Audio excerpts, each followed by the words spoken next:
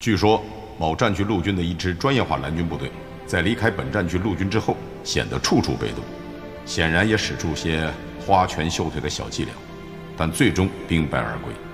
不难看出，专业化蓝军之路未必适合中国国情。用猪脑子想问题的家伙，闭上你的猪嘴！你所指的那支专业化蓝军，正是陆军的山豹旅。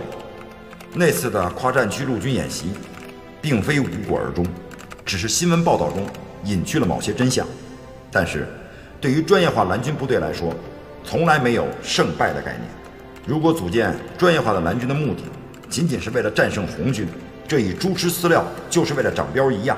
专业化蓝军的出现，应视为一种全新的训练手段，它应为部队训练改革产生积极的促进作用，改变固有的对抗训练模式，是把对外军研究的成果转化为训练实践的最直接、最有效的方法之一。仅仅把蓝军的胜败视为专业化蓝军事业建设的标准，简直就是对军事训练一窍不通的呆猪思想。呼啸刀光这类无知蠢货，怎么还有资格到军事论坛上来说三道四？应该拉出去枪毙 N 次。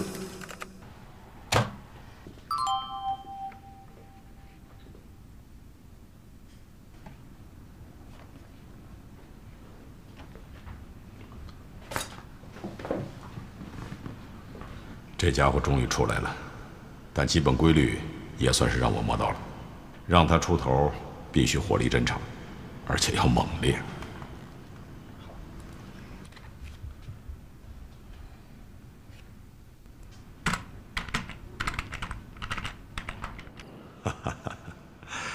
子弹终于不再沉默了，但可以看出，子弹因沉默时间太久，出膛就毫不留情，还没弄明白本帖真正含义，就乱枪齐发，而且出言不逊，实在让人感到可爱不足，可气有余啊！既然想探讨问题，就应直来直去，方为呼啸刀光。既然山豹旅为专业化蓝军，但处置人质却完全不像恐怖武装分子所为，因此呼啸刀光质疑有三：一，山豹旅的专业只是个传说，其实很业余。劫持人质行动应该是有目的的行动，必有政治、军事或经济诉求。达不到这些目的，劫持行动就是一种盲目的冒险，是蠢驴们在玩过家家，没有军事价值可言。二，放人更是一场不可思议的游戏，使营救行动变得苍白无力，应视为红蓝双败，无战绩可言。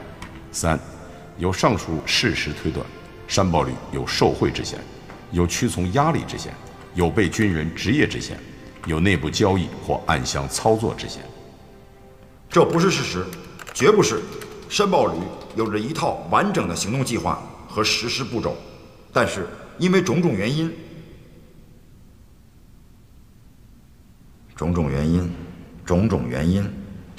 现在还扯什么种种原因呢？又有什么种种原因？这种毫无杀伤力的、老掉牙的托词、蛋疼的套话，我韩鹏怎么说得出口？说出来，不是等着被呼啸刀光和网友们拍砖、嘲笑、扔鸡蛋吗？进来。哎，霍德怎么样了？还行吧，血压已经恢复正常了，下周手术。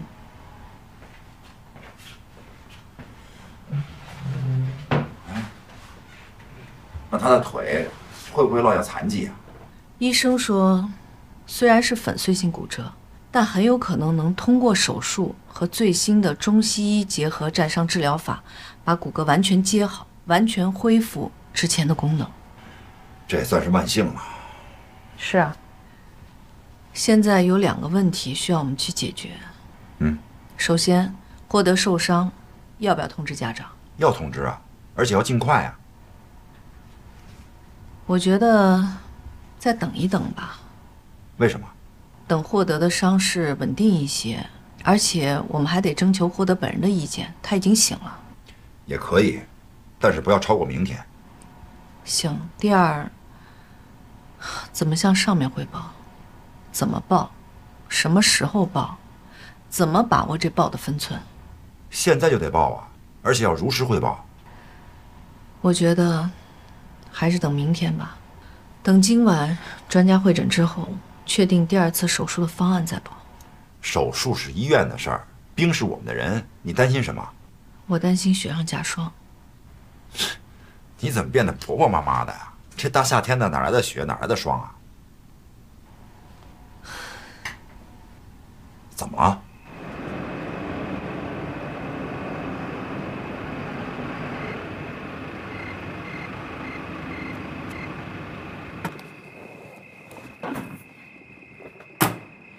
出什么呢？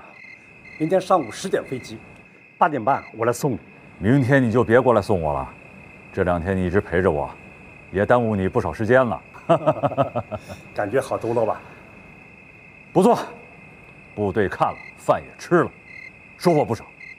哎，你这儿还有什么经验材料，多给我点啊，我带回去好好学习学习。我叫宣传处给你准备了，有训练方面的，有教育方面的，都有了。哎呦，哎呦，你们想的可真是周到啊！好，谢谢了，好，再见。再见。这跳伞啊，确实挺危险的。霍德这人呢，心理素质又差，咱们退一步呢，他往前走一步；给点压力呢，他就有点压力。但我觉得我们是太过着急了。霍德已经到了要往前迈一步的时候了。你说的没错，我只是在想，应该怎么报更合适。我认为如实汇报，我先口头汇报，明天呢再把材料递上去。你等等，你再想一下措辞。我已经考虑好了。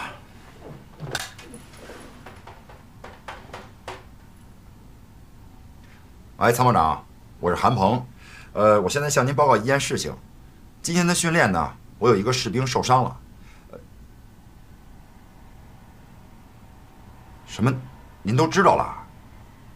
好，那我明天把材料给递上去。首长怎么会已经知道了？是部队管理处报告给参谋长了。我还没向部队管理处报呢，怎么就……不管怎么说呀，我们如实上报就对了。刚才你说雪上加霜什么意思啊？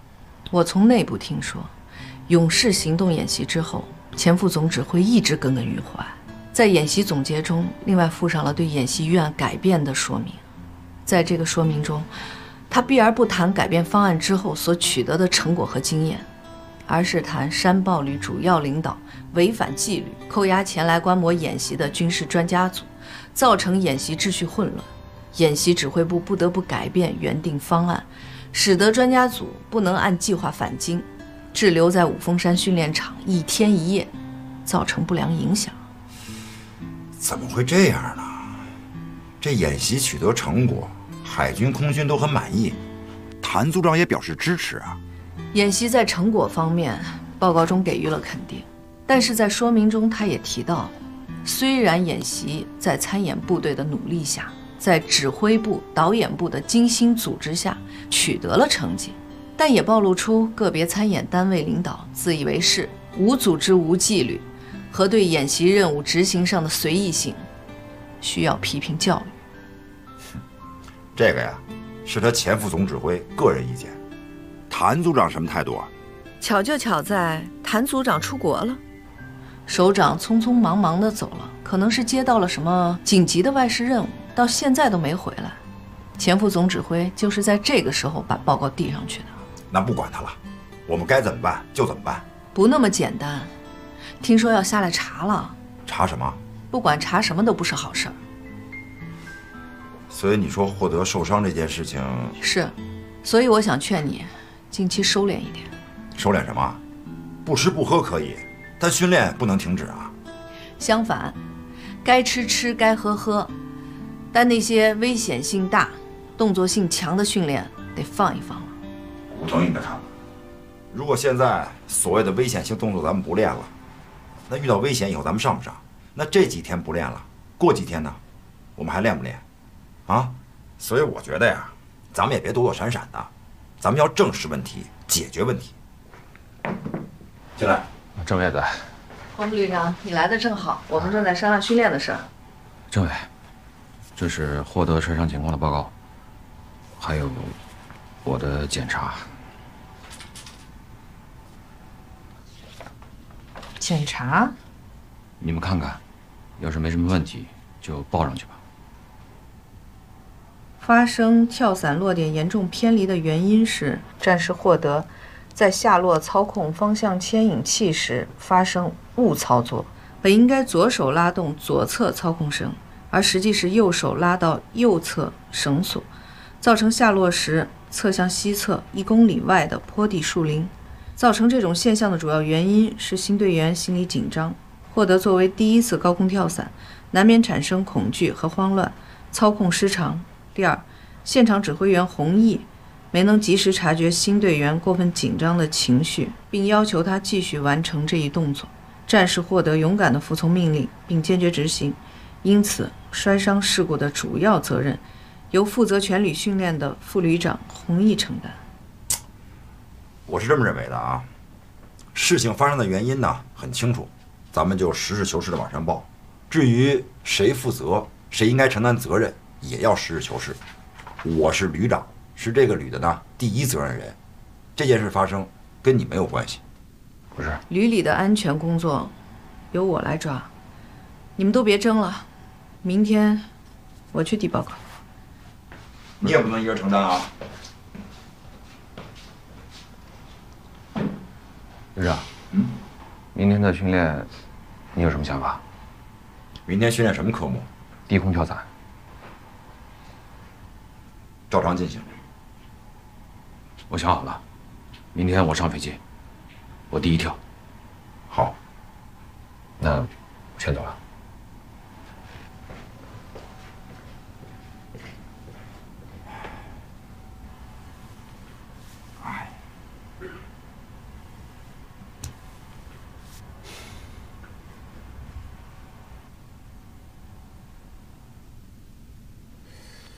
这家伙